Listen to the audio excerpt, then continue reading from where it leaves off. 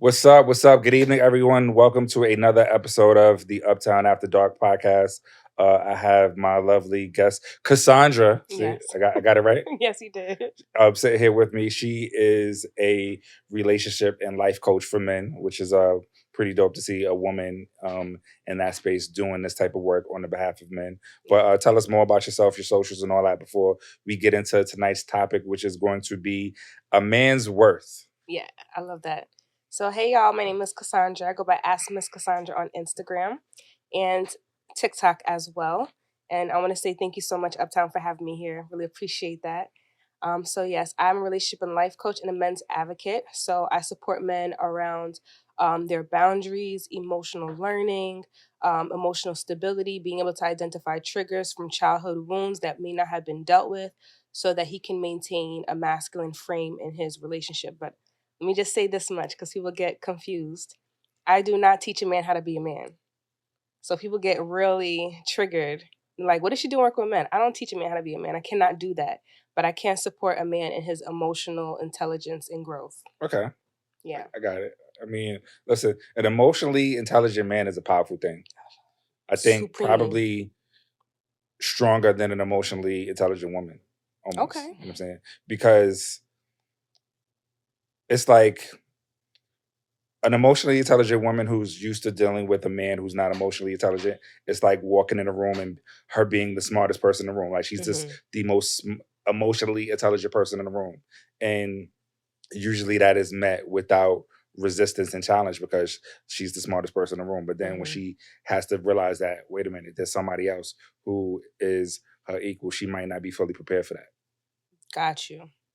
So in the opposite, what would you say? Like if a man is emotionally intelligent, he's around a woman that's not emotionally intelligent.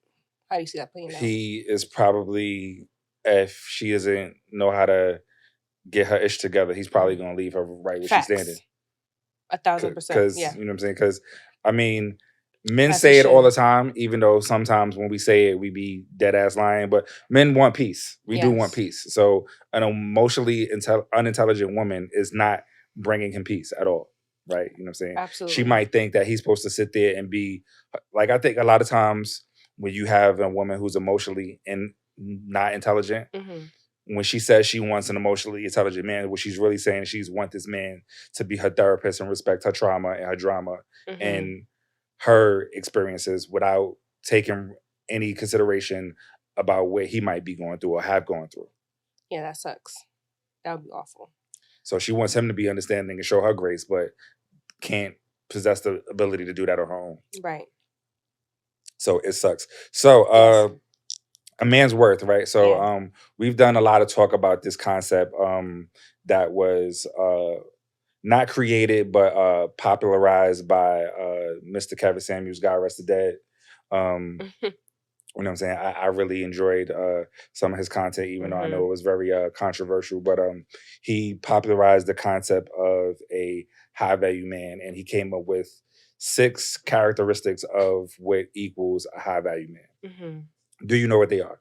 I don't, off the top of my head. Off the top of your head. So we're gonna go through it real quick. So first, he got to have money. Be making at least 6 figures or more. And he has to have consistency within the second one. He has to have consistency within doing that. So he couldn't have just been a dude who like lucked up and had a good year. He has to be able to maintain this for at least a period of 3 to 5 years. So that means you've been getting 100,000, been getting long money for at least 3 to 5 years, right? Then the third characteristic is he has to be accepted within his group of peers, right? Then the fourth one, he has to have a network of other high value men that, like I said, respect him and all of that good stuff. He has to have visibility, meaning that, let's say, even though I haven't hit 6 figures yet, y'all, you know what I'm saying, but it's coming. So let's say I would in a situation was the high value man, and my money comes from this good old thing we doing right now called podcasting. And my brother who's sitting back there, my favorite engineer, Wolf, said he was a high value man, but he just said he's an entrepreneur, right? Mm-hmm. Being an entrepreneur is very vague, Mm-hmm. right? So he has to be visible, meaning that where he makes his money, we can see it. It's tangible, whether it's Got it. finance, whether Liquid. it's right. And then the last trait is that he has to be useful among his group of peers. Like people need to be able to say, you know what, I need to be able to reach out to Rod because I need something done. I don't know how to get it done. Well, Rod knows. So like you got to have resources that you can tap into Mm-hmm. that are actually going to work for you. Not just saying, oh, I know somebody that worked for Diddy, but meanwhile, like that nigga can't do nothing for you. You know what I'm saying? Like He'll have no pull. no pull. Yeah. Right. Yeah. So how do you feel about that? Do you think that those characteristics lead up to a high value man? It's definitely a nice lineup. I can't imagine a lot of people, male or female, want to be connected to somebody like that, right? Because you can see how it could be beneficial. But one thing that I think is missing, and I'm not really a fan of the rhetoric around the high value man because I think that it does leave some people out.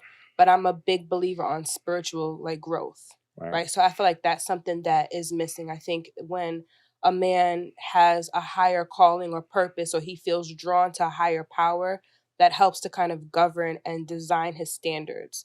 So I think that when there's integrity in the mix, that speaks a lot more volume than necessarily having this hard template of like these 6 elements. Got you. I mean, so I used to hate the term high value man because I feel Mhm. like, like you said, it's very exclusionary, Mhm. right? But because we live in a capitalistic society Mhm. and we all love capitalism, which is why we're trying to be entrepreneurs and work for ourselves and get Yes. our own money, right? We have to realize that in a capitalistic society, there's always going to be those that have more than others. Mhm. And the framework of this country is based upon the haves and the have-nots. So Yes. there's always going to be this sort of separation between a high value man and a man who is, for lack of a better word, lower in value. Right. Right. You know what I'm saying? And even that just sounds horrible because because literally like a whole bunch of good people that are gonna be excluded because they bus drivers. Right. Remember, you know what I'm saying? You don't want to date the bus driver. I You know what think I'm I saying? think what makes it a challenge around the high value and that aspect is intrinsically as people, as mankind, we are to be viewed as valuable, important. We're supposed to leave our mark, our stamp on how we impact people. But I understand the impetus around why the term exists to classify, right? Like we as human beings are addicted to classifications, which is why we have things like masculine energy, feminine energy. Like what is that actually at the end of the day? Right? But we're using these terminologies as jargon so we can have a common conversation. But it's triggering, right? Like it's triggering as a man, I'm sure, to hear what the high value list is looking like. And especially if you're not hitting one of them, it could really I have you mean, looking. it's super toxic, right? Because Yeah. one of the things, have you ever heard of the this was definitely, I know it wasn't created by a man, the 3 6s of dating? No. So the 3 6s of dating, according to women, right? They said that they Oh. want a man who's at least 6 feet tall, Mm-hmm. makes at least 6 figures, Six-pack. and has at least 6 inches of penis. Oh, I thought you were gonna go with 6-pack. Never mind. Nah, Okay. that would be the 4 6s. But Right. you know what I'm saying? But listen, some women, they rather have, the 6 inches than the 6 pack. Fair. You know what I'm saying? Like, this depends on the type of woman you are. You know what I'm saying? Like, I don't know. Right. But like I said, there's this whole thing. So what do you think is valued and respected more in today's society? A high value man or a good man? Because we just talked about a high value man. But before I get into what is a good man, what do you think is more valued and respected? A high value man or a good man? I think there's definitely a lot of attraction around being with and becoming a quote unquote high value man for sure. I don't really hear a lot of a focus on being a good man, which is entirely different in my book. Okay, so I'm going to read what I have here as my definition of a good man. Mm-hmm. A good man holds himself accountable, takes responsibility for his actions, does what is right regardless of the popularity, maintains his highest integrity, and harbors values and respect for others. Yep. I fall in line with that. I will add to that a good man. When I'm working, if I'm working with women, or regardless, men or women, I let them know what makes a good person, a good woman, a good man is empathy. If you don't have empathy, so even in that lineup with the high value man and a good man, your goodness as a person only goes to the extension of your capacity, ability to see somebody else's experience from their eyes in their shoes, not seeing as how you think they might be seeing it. Like, I could understand as a guy, you might be feeling XYZ. No. How does Uptown feel in this, like like me getting to know you as an individual, how you might be experiencing the world? That would classify me as a good person because there's allowance there, which you are allowed to be yourself. You're allowed to be your full self, and that aids in the goodness. So that is one of my marks for what makes a person a good man or a good woman is empathy. Empathy. Crucial. That's so difficult in this world that is day by day becoming more and more morally bankrupt. Yep. Yeah, that's tough. 100%. And it's something that's harder to even teach. So when I'm coaching, if I don't see that, if I'm coaching and I have a couple, and usually what happens is it'll start out with the guy. The guy might reach out to me and say, hey, I want to work with you. And then in hearing the framework, he's like, hey, can we add on my wife or my girlfriend? And there have been a couple of times when I've identified that a woman did not have empathy, and it's terrifying. You ever did the yawn test? Yawn? No. So, right, somebody's going to Google this because I always say stuff and people be trying to figure out how I know the things that I know, right? Just because my brain is just full and packed with a lot of information. So people yawn for two reasons. Okay. One, the obvious reason, like, you're tired and you're trying to allow oxygen to get to your brain. But if I yawn and then you turn around and yawn, right, it's not because it's contagious. It's actually, studies have shown, is because it's a sign of empathy. Oh, interesting. I've heard that it's a sign of like your ears, something happens in your ears because like the air pressure changes, something like that. But it's a sign of empathy. Sign of empathy. Got it. Somebody's gonna look it up, so we're gonna get back to you when we look it up. When somebody looks it up, because somebody's gonna be petty and be like, I don't know, this guy, I don't know. Trust me, we're good. But it's supposed to be, what I'm saying, a sign of empathy. So who do you think is more respected in today's era? A high value man or a good man? High value man, hands down. The concept of it. Right. Because most people can't even grab a handful of the high value man. I mean, I think the problem is we live in an era where, and specifically women, right, they mistake quality of life with love. Like, a high value man could provide you with a higher quality of life, right? You're going to do more fine dining, you're going to do more shopping, you're going to take more trips. That doesn't equate to happiness, because if that high value man is like Mr. Combs and he beating on you and drugging you. Not Mr. You know what I'm saying? I shouldn't address somebody who does that as Mr. I'm just saying it was Mr. Combs part that got me. Yeah, you know what I'm saying? Right. If that person, you know what I'm saying, is drugging you and beating on you and mistreating you, there's all of those other things that you experience that add to your quality of life. Like, are you really happy if a person is lying to you and cheating on you? Right. Right. Regardless of the fact that, he got you driving a Benz when you met him, you was driving a Honda Accord. Are you still happier? Right. But I think a lot of times people definitely mistake quality of life with happiness. Yes. Quality of most of us want to have a high quality of life. Right. But that doesn't always equate to happiness. Correct. And I think what happens too, typically people polarize themselves. So usually when a woman or any person is like dead set banking on having something different, they go to the other extreme. Because the reality is broke men cheat and rich men cheat. And so when a woman's with a broke man that cheated, her mindset is, well, I'll be crying anyway, so I might as well cry in a Porsche than a Honda. So it's still devoid, to your point, around a good man. I can't have the empathy for the woman who chose to cry in a Porsche. Because like you knew because I feel like you knew it was going to be bad, but you was just like, fuck it. You threw your morals and your standards out of the window for a Porsche. So it's hard for me to feel empathy towards that.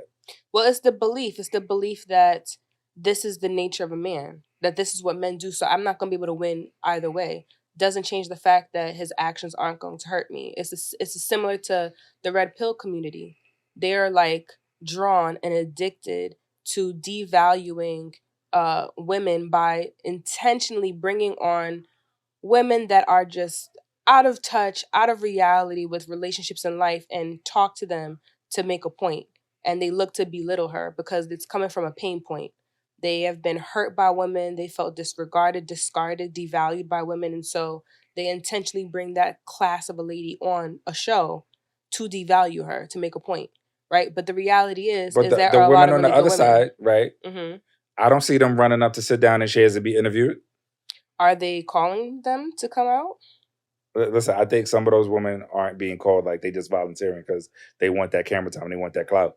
So I'm not, it's a possibility, but if the desire is to show what a good woman looks like, or with the kind of woman that a man should be with, then that's the kind of exposure that should be there, right? So if I have my platform where I'm I'm committed to highlighting men's issues and committed to showing how amazing men are, I'm not really going to speak to the toxicity that can exist if a man does it. Because bar none, there are unhealthy people. Doesn't matter what your gender is. Facts. It's not gender specific. It could just look different based on the gender. But the crux of the matter is selfishness. Right? If we get down to the root of how did we get here? How did you get to being out of integrity? It has to do with scarcity mindset and selfishness. Right. Yeah. So I don't promote those kinds of toxic things on my page to make a point, even though it exists. I know a bunch of guys that, that cheat. I know a bunch of guys that are what, society would say is a misfit, but I'm not going to highlight what they're doing because I'm looking to show women that good men exist. Okay. So could a high value man and a good man be the same? Be one and the same? Yeah, of course. And I think that, so, back to one of the points that we're talking about in terms of a woman crying in a Porsche, there's a lot of conversation around this or that. That, again, is a scarcity conversation because an abundant conversation is an and conversation, this and that, right? And I think where we can support society is if you have the structure and the makeup of a high value man, how can we add on components of integrity in the framework of a good man so that you can be whole integrated? And if a man is a good man but he's lacking in resources, how can we network, how can we connect you to other men that have these resources and has that framework so that you are whole in integrity, and you have that peace inside of you? Because a good man is going to want to provide, right? A good man is 100% thinking about his family, and he's thinking about the people around him, and if he could do the things that a high value man could do with money, he would do it. Absolutely. But the reason why he cannot is not for lack of desires, for lack of resources, right? So it's about how do we marry the two? How do we keep away from conversations that talks about would you rather be a high value man or would you rather be a good man? We need to have an and conversation. Well, the and conversation, right, to getting to the bridge where we could have both. I feel like we are at least a generation and a half away from that. Yeah. And I'm gonna tell you why, right? I think the first step is to teach men to value themselves. And I've heard you speak about that before, you know what I'm saying? And I agree 1,000%, right? I think so what would happen in order to bridge that gap, right? First, it would be like the men of my age and we just are scratching the surface of men learning to value and prioritize themselves.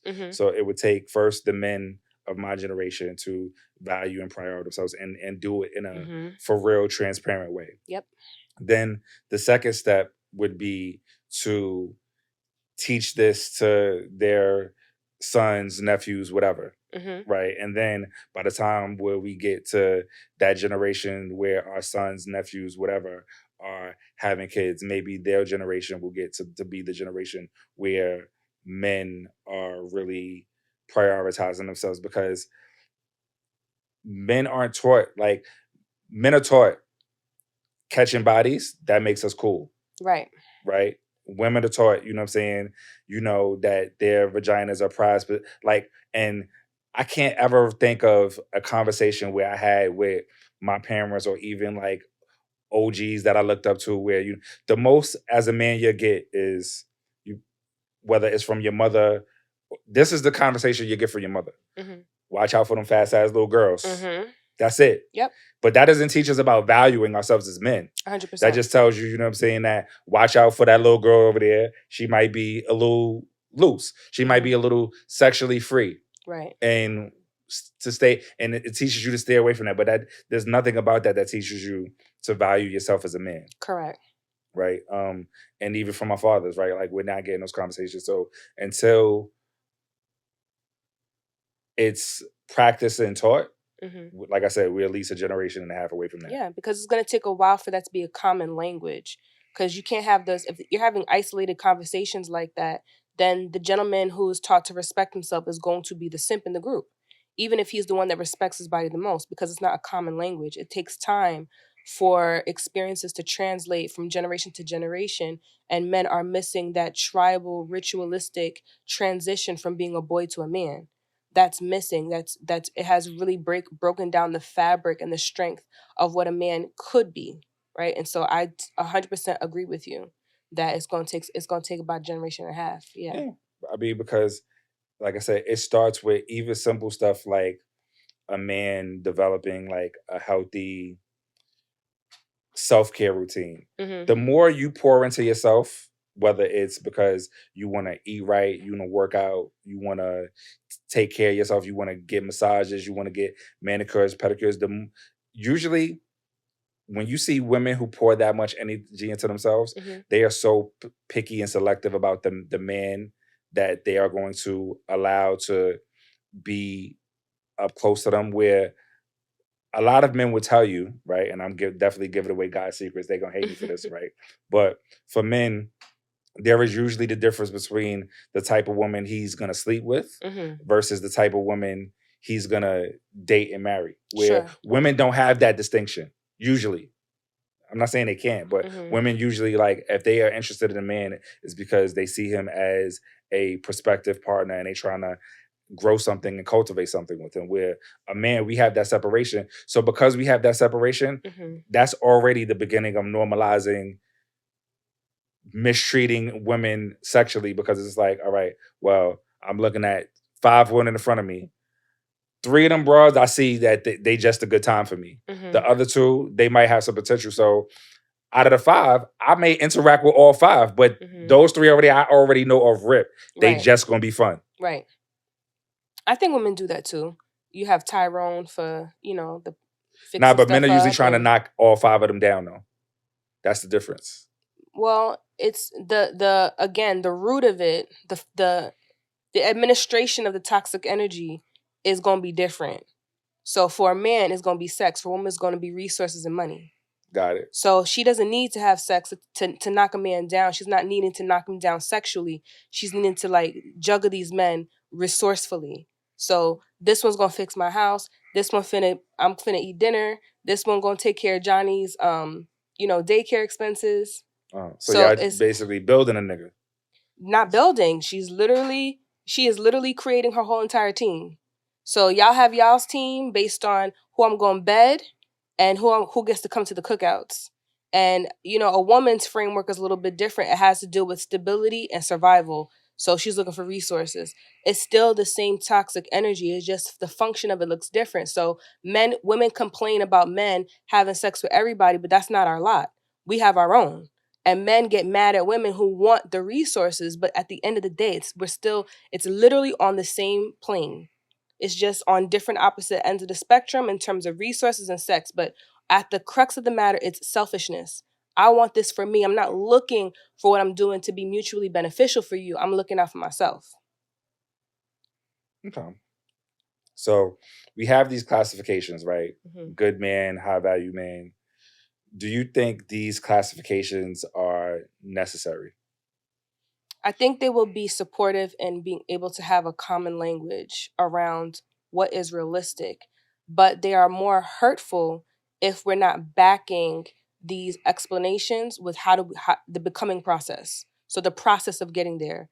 we can all day demand, right? Like one of the problems that I have with women is the demand on, well, I shouldn't just say women, it's women and society, right? We have a demand, we've made a demand on men, right? On what is what makes them good enough, right? What makes them good enough.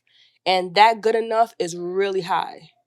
And yet the difference between where a man actually is and where a woman expects him to be, where society expects him to be, is so, there's such a gap.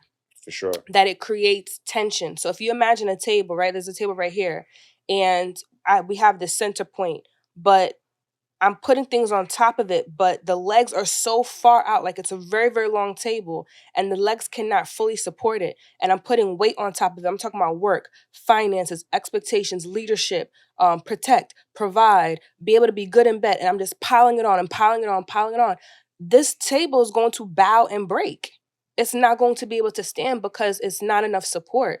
So sure, we can have the expectation to say, I want this table, I have a vision for this table to be able to support all these things. There's nothing wrong with that vision because we understand that it has a function and it could be beneficial to society. But then we had better had make sure that the legs and the stability and support is, ergonomically appropriate for what we expect this table to do. Men are not being supported properly, yet the expectation is too hard. Use the SAT word, ergonomically. That's cool.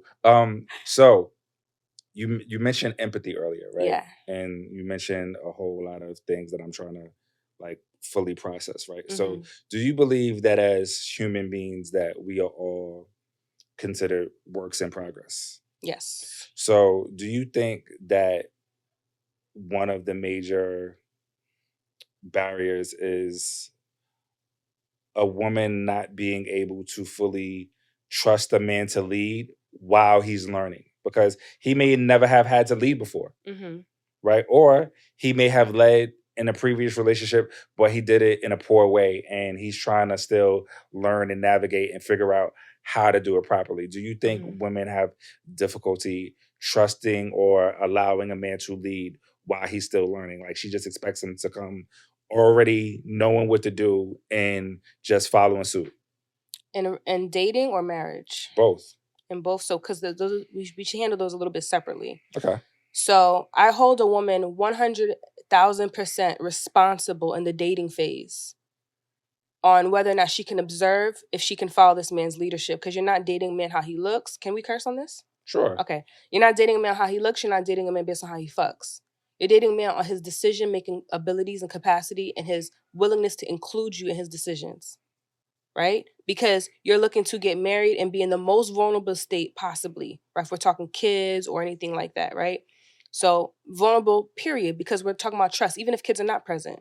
We're talking about bringing a life together. She is 1,000,000% responsible for ensuring that she can follow his lead. She is not to change it. She is not to adjust it. She's not to do anything with it. She's there to observe and be quiet while she's observing, right? And learn how to win a man over by her conduct, not her mouth, right? She has to learn that. So while she's observing, because you said she should be quiet, right? Yes. So that means if she sees something, they say see something, say something. So if she sees something that she observes that may need a little fine tuning, she should just keep it to herself? She needs to learn how to win him over by her conduct. She needs to learn how to show up in her being. A woman is to be in her energy and not in a way that's spiteful, right? So when I've encountered situations where maybe a guy was a little bit harsh, he can see me wilt a little bit. I'm not going to pretend like I'm good. I'm not going to pretend like I'm strong. I'm not going to pretend like I'm okay. You're going to be able to tell something happened. And if this is a man who has empathy, what is he going to do? He is going to observe that, and he is going to, at least at the bare minimum, inquire, is something wrong? Inquire, right? Because she should be able to take it in, because sometimes men speak harsh. So it doesn't mean that what he said was wrong. It could have been his delivery. Oh, absolutely. Right? So what I'm saying is that should a woman speak up at some point? Yes. The short answer is yes. She should at some point. But before you speak up, before she speaks up, she should be reflective, because it really could be his delivery. So she needs to relax her emotions a little bit so she can see if she's able to transmute what he said and how he said it and take it for what it was. Otherwise, she's going to major the minors a lot. right? You're gonna make everything an issue. If everything he says and does, it has to be said and done a certain way. Well, those you're are not gonna women get that anywhere. they just want, the full Tyler Perry experience. They want the drama. You know what I'm saying? Right. So to answer, like, should she speak up? Yes, but she needs to learn how to allow her body and her being to communicate as well. And when he comes to her, he asks her what happens, or if he doesn't, then you come to him and you say, hey, I heard what you said. This is what I received from what you said. I also noticed that the way that you said it hurt my feelings a little bit, and I really want to take it for what it was. This is what I heard, but I would appreciate it next time. If it bothers you this much, can you talk to me before you get this upset? Maybe we could have a better conversation or easier going conversation. Right? So now she's modeling to him what healthy communication gets to look like. Now, if he's able to take those cues, right? Maybe he had a bad day. If he's able to take those cues, then you got you a good man. But if he's on and on and on and on and on with the toxicity and you marry that, oh, that's on you, mama. Because you had your opportunity in the dating phase to see how he would respond to you, how he would treat you, how you would take care of your heart, right? That part is your responsibility. Now, when a man gets married, it's a lot on him. The power dynamic shifts heavily because that husband role, that's a heavy crown. That's not something to play with. And so a lot of the responsibility comes on him to actually execute this leadership. So now you want on-the-job training? That's what the dating phase is for. So yes, by the time a man gets married, I recommend that he has empathy under his belt and he knows how to galvanize.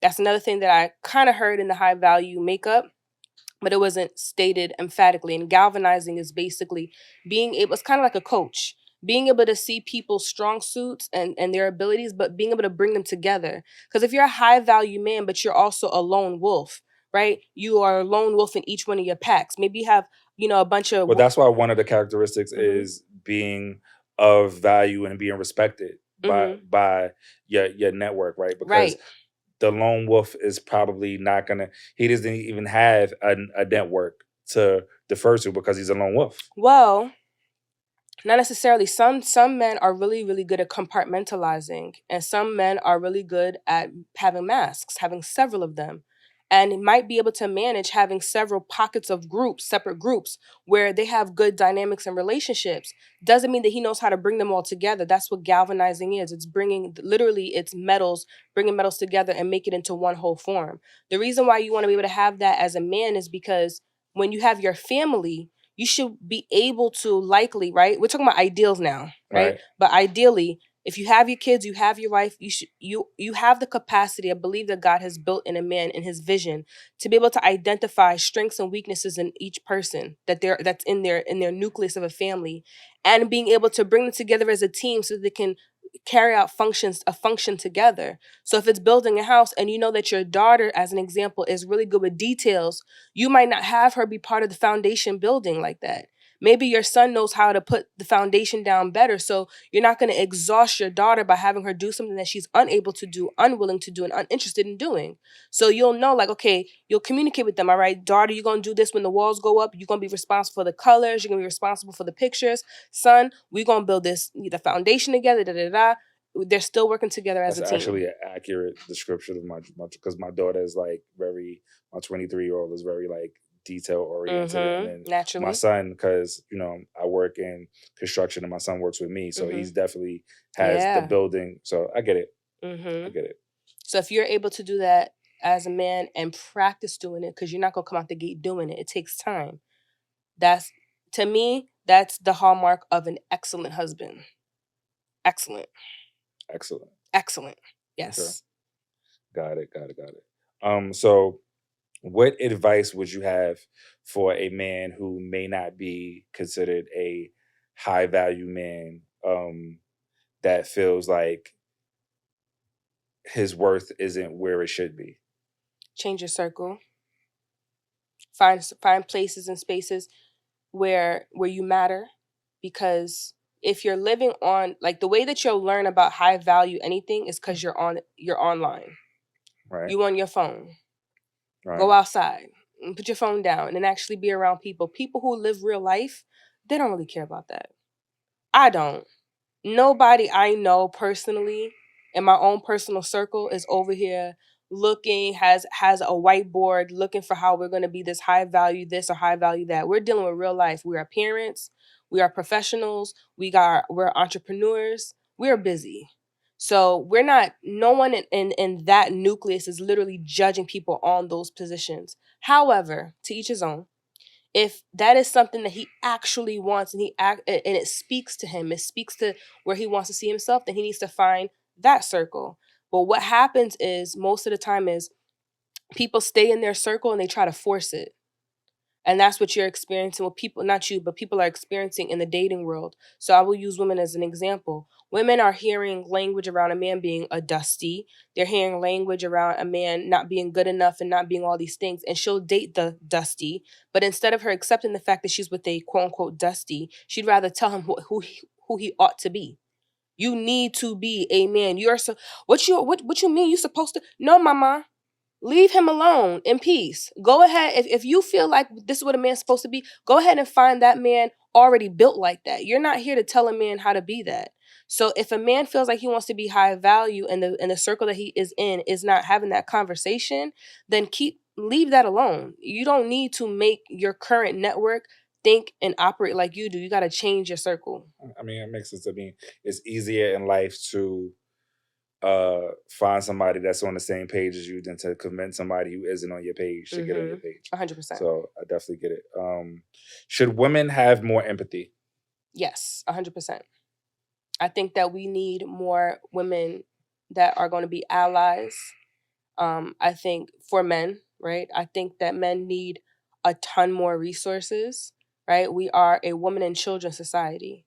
Well, that's a fact. Right? You know? So in school, when I went to school for social work, there was no way I could be who I am today from social work itself in that institution because my options were aging groups, my options were children, my option was women. I've never taken a men's study class.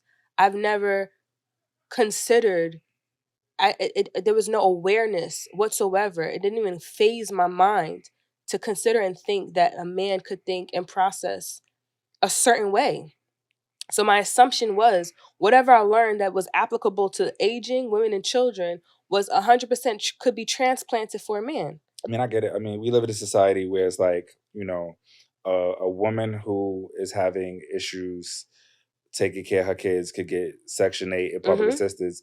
A man who has trouble taking care of his kids gets a jail cell. Correct. You know what I'm saying? Yep. And although that is a very gross oversimplification of what it is, but the root of it is that there are more resources provided to help and assist women than there are for men. Yes, and there's a very low margin for error for men. There's a very low margin of support and tolerance around men being able to make mistakes. So not only do I think that women, because men get told to man up. Well, yes, but not only do I think that women should be supportive, other men should be supportive, right? So when I do what I do, every now and then and again, I'll get a gentleman who is being very nasty and who will say things like, who will, critique the gentleman that I'm coaching without them knowing who the men are, without knowing my framework, without having any information, and have just the most negative idea of what's happening in sessions. And instead of him commenting on my page to say, or DM me and say, hey, I really appreciate what you're doing. If you have any men that want to work with men, I'm happy to take that man and work with him. I would be like, go for it. I totally support that. But that's not there. So great men who are around that are married, have kids, have their business, right? Got their 401k on lock, and they're doing all these amazing things, are also not bringing men under their wing to help groom them either. They're so busy in their life and in their marriage and in their homes that they too do not come outside to groom and support and mentor men so that they have an understanding of what husbandry actually looks like. I mean, you know what it is? I'm going to tell you, at least just thinking about this logically, like for men, unless you have a desire to be mentored, right? Because you're looking at a person and you're saying, you know what, they're in a position that I desire or aspire to be in. And it takes a man to be able to humble himself to say that. and allow that process to happen. But men are so driven by our egos. We're so driven by our egos that's why it really doesn't happen, right? I think also men, there's something about certain men that feel uncomfortable about sharing their knowledge because whether they're afraid of the fear of, if I share my knowledge with him, now he's going to be able to be my competition, or he's going to surpass me and where I'm at. When at the end of the day, especially Black people, we are stronger and more resourceful together than we are separated. Right. But for some reason, there's a disconnect in that area. And that would be a major red flag for men then. If what you're saying is indeed a fact, right? And not just an observation or a sometime thing that is a fact, then we are doomed. Because that what you're describing is a resistance to leadership. And yet that is what we're being told in society that a man is supposed to be. You can if there's a resistance around leading someone for any fear that might exist, right? Which again is something false appearing real, right? And you have that and you're resistant around that, then the generations next to come, the next 12 to 12 generations are doomed. Because there's no example of someone surrendering through leadership, because leadership is still a surrendering.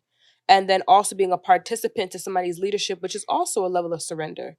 There's surrender all over. So then instead, when you become a lone wolf or you become sovereign, right, which is something that I talk about when people don't have a mentor, you are in trouble, big trouble. When you are sovereign, you are left to your own devices. You do not have a conscience outside of your own old recordings. You do not have another man who has been there, done that, to guide you, to tell you, son, hey, you're going about this the wrong way. Well, definitely. Like, I definitely think that every man could be, if you can't get it from your father, if there's another like OG that you respect, that you could just have regular conversation with, just to break bread, to get insight, you'd be surprised on the impact that it can have in your life. To sit down, listen, I love when I have the moments when I could just sit down with a bunch of old dudes and smoke some cigars and just chop it up on life.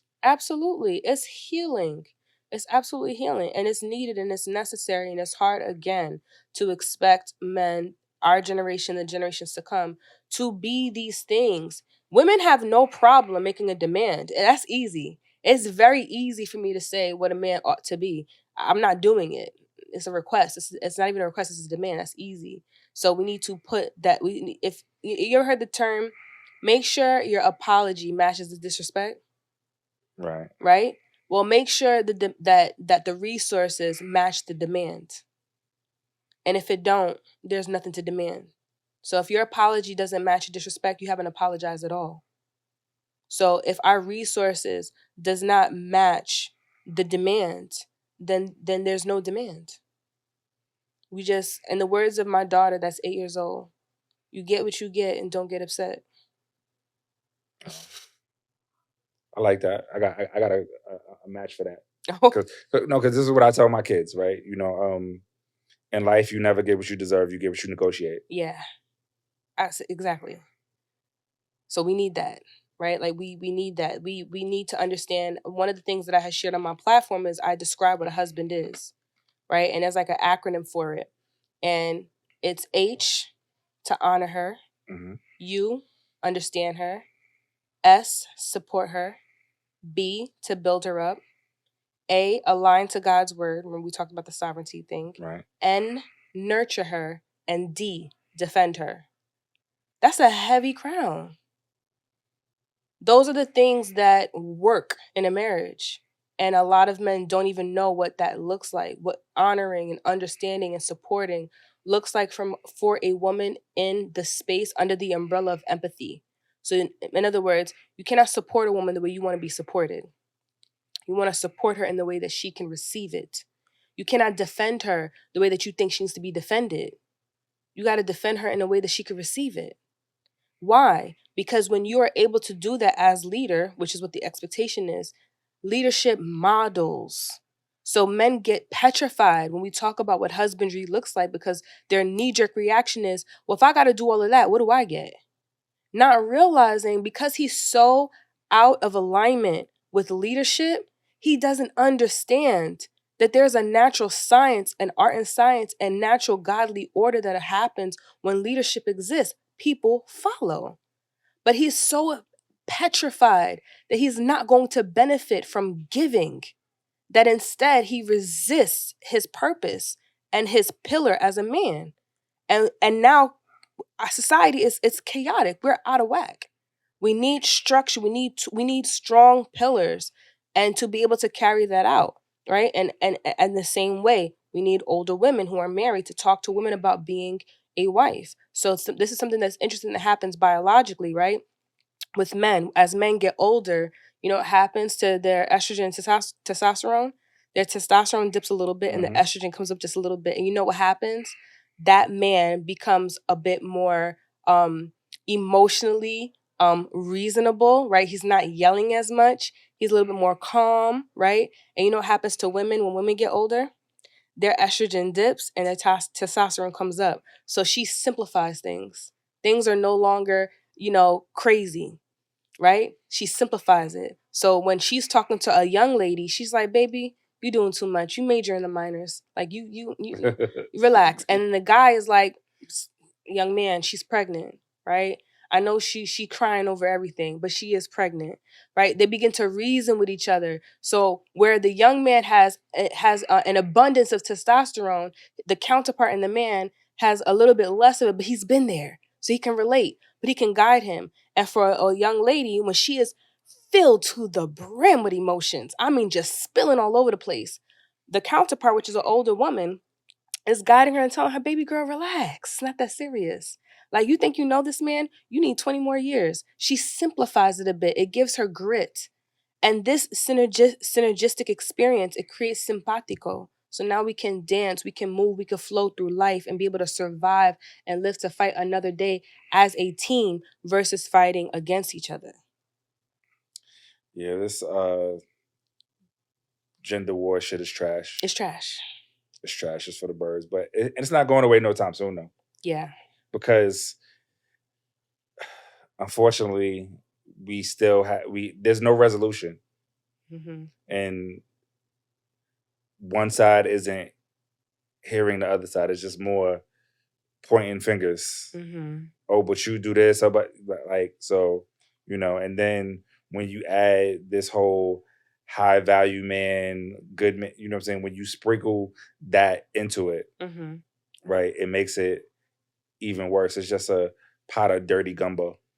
Well, there is a solution to it, right? And that's understanding. That's what the Bible talks about. It says, "In all that getting, get understanding." Because when you don't understand something, you look to change it. So part of the gender wars that's happening is when we're pointing the finger and saying, "Well, you do this." What I'm actually saying is, you're not doing it the way I do it. That's a lack of understanding. That's a lack of empathy. So that would be the fix. I mean, so I always tell people, right? So if you feel that you are a beautiful, unique, genuine creation of God, then why should you ever be upset because somebody didn't say what you said, say what you would have said, done what you have done, behave? Because you are uniquely you. You are a unique creation of God. So how could you be upset because somebody didn't do what you would have did or say what you like? That makes no sense. But people get in their feelings about that every single day. Right now, there's probably somebody arguing in their feelings about it. Yeah, because it's terrifying. Because if I'm saying something and you have an inability to be empathic towards what I'm saying, and we're not able to communicate, that's what the Tower of Babel is about. We're arguing, we're not having the same conversation. That's terrifying. You ever spoke English to somebody and they still wasn't getting you? That is scary. There is nothing about that feels good. It is terrifying because if I cannot get through to you using English, and I know you speaking English and I'm speaking English, and we're not getting through to each other, we need to separate. No, but that's not it. So listen, men and women are both speaking English, right? Yes. But I'm speaking as a man English in the form of logic. You are speaking English in the form of emotion. So we're both speaking English. Yes, but correct. still with an inability to understand each other. And that's not scary? Absolutely. Okay, so that's what we're arguing, because we're scared. But so the problem is, right? So we all are taught logic from the time you are in kindergarten and you learn that 1 + 1 is 2. That is you being learned logic, right? We are not taught emotion. Matter of fact, men are taught to suppress emotion, because if you see a little boy at the age of 4 or 5, he's on the playground and he hurts, and somebody walks up to him and is like, oh, you're a little boy, you know what I'm saying? Why are you crying? That is the first lesson in his life that he's learning on how to suppress his emotions. Right? So, but like I said, we all understand logic. So I feel like where the disconnect is because even though we are all taught logic, it appears that women possess an ability to suppress logic when it may be beneficial for them momentarily. You know what I'm saying? Men who already come probably prepackaged with emotional barriers where they can't really understand, or even if they do understand, they're not able to articulate the root of what they're feeling. Of course, it's going to lead to a disconnect in communication, and then it's still people still speaking English but not understanding each other. Yeah, because logic is not the truth and emotions are not the truth. We need both. Logic is the truth. 1 + 1 is always 2. Logic is not the truth. Something can be logical and not be the facts of the matter, and that's fine, right? Your emotions are also information. Your emotions are telling. There are people who go into situations, go into buildings that on the exterior looks very safe, but a woman could walk in the pit of her stomach. She's like, yo, something is not right. Right? And without any logic present, something tells her she's in trouble and she needs to get out of there. And that's purposeful, right?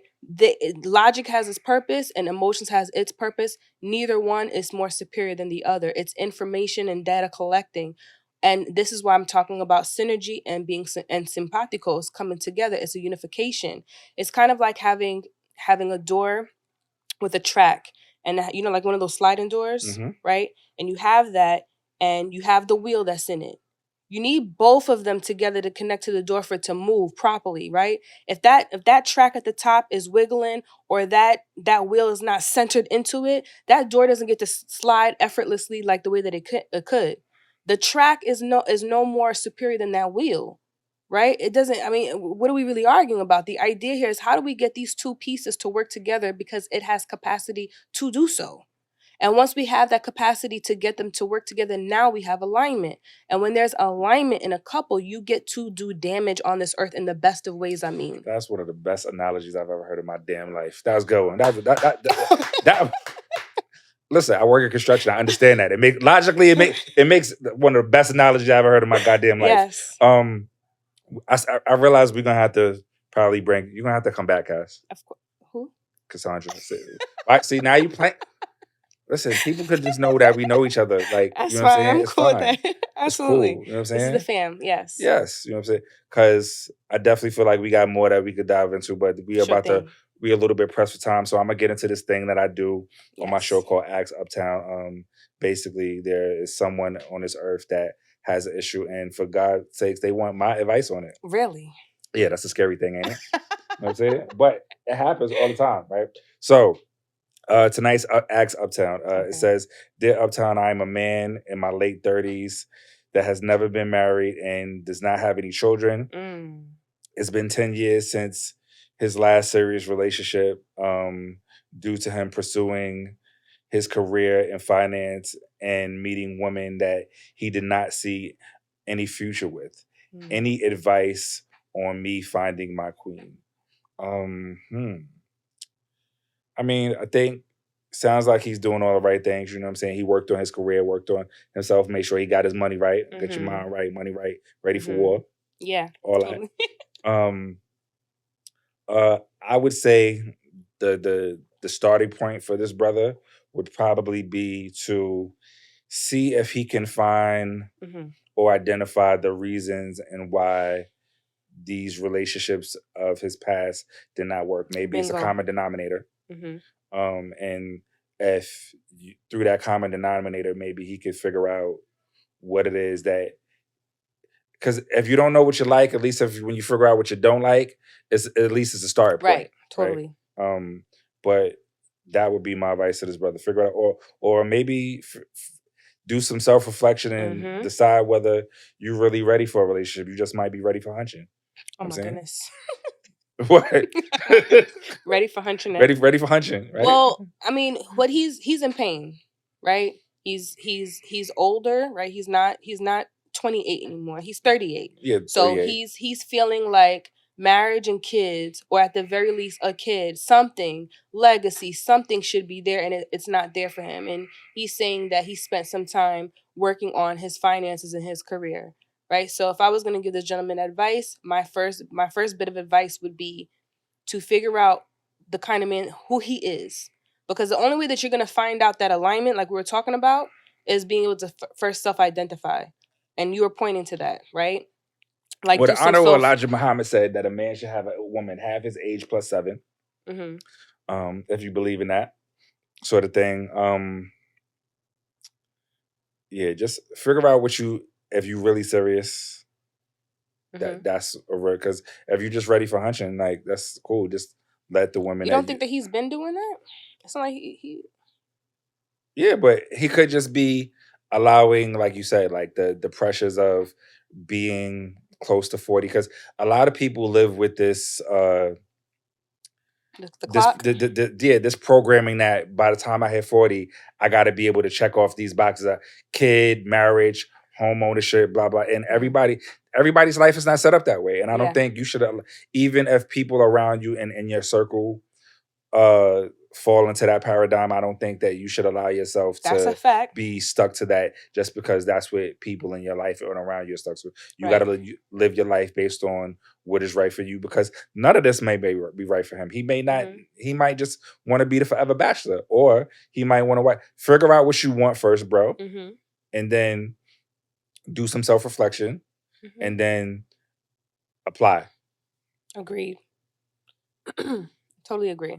With the exception of just assuming that being a bachelor is it. I think that one of the first things that you mentioned is spot on in terms of being able to identify what went on in his romantic and intimate relationships, because there's desire there, right? But I don't want this gentleman to turn around and shop while he's hungry, right? Like, the worst time to go food shopping is when you ain't eat, right? So the way that you become full as a person is by loving yourself, and that's not in doing cute stuff like pedicures and manicures and massages all day. It looks like shadow work. It looks like really being with yourself, because if you can't stand to be with yourself and you're running around having sex with women, that means that you're avoiding, right? You're avoiding some things, and you're looking for comfort outside of yourself. You need to learn how to comfort yourself by yourself on your own and be able to deal with yourself. If you can't deal with yourself, then more than likely other people won't be able to either. So he needs to confront that head on, just to eliminate it as a possibility, right? Right. God forbid that ain't it. What did he lose? Nothing. What did he gain? A lot. Okay. Got you. So that is our advice to you, brother man. Yes. Figure it out. We are going to go into our final thoughts, you know what I'm saying, and button this thing up real nice. I am a gentleman. So Cassandra, ladies first, give us your final thoughts, and also let people know how they can get in touch with you and all that good shit. Absolutely. I had an amazing time uptown. I really appreciate, again, being here and having this conversation with you. And, my final thoughts is that, for gentlemen out there, you are deserving, and my desire for you is to be whole, is to be integrated. My spirit and my soul is grieved when you have to be fragmented, when you're broken up into pieces, trying to be what each group needs you to be versus a whole man, being the same person everywhere that you go in a way that's fulfilling for you. And you deserve that experience. And I'm working very, very hard to be able to do that on a neurological, psychological level in my practice. And if you're interested in working with me or asking me questions, I'm happy to do so. You can find me on Instagram at AskMsCassandra, Cassandra. And she actually does reply back to people. It's true. You know what I'm saying? Let's see, my final thoughts. I think that self-reflection is important for men.